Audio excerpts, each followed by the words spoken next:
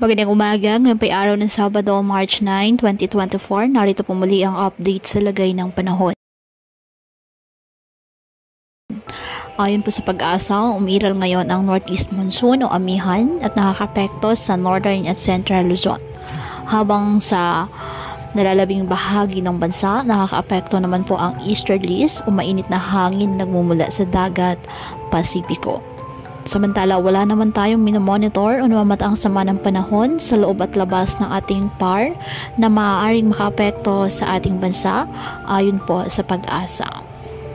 Ngayong araw, dahil po sa nasabing easterlies, ang Caraga at Davao Region, asahan na maulap na halangitan na may kalat-kalat na pag-ulan at thunderstorms.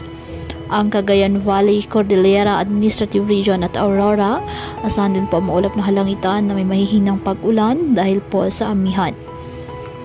Ang Ilocos Region at nalalabing bahagi ng Central Luzon, bahagyang maulap hanggang sa maulap na halangitan with isolated light rains dahil pa rin po sa amihan.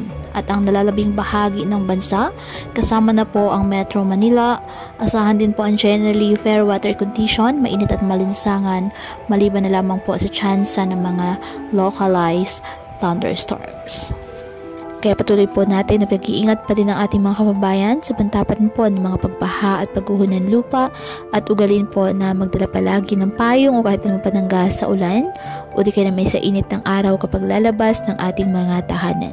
At yan po muna ang update sa lagay ng panahon ngayong araw. Muli, patuloy po tayo na mag-ingat at palaging tandaan, God loves you. Stay safe and God bless.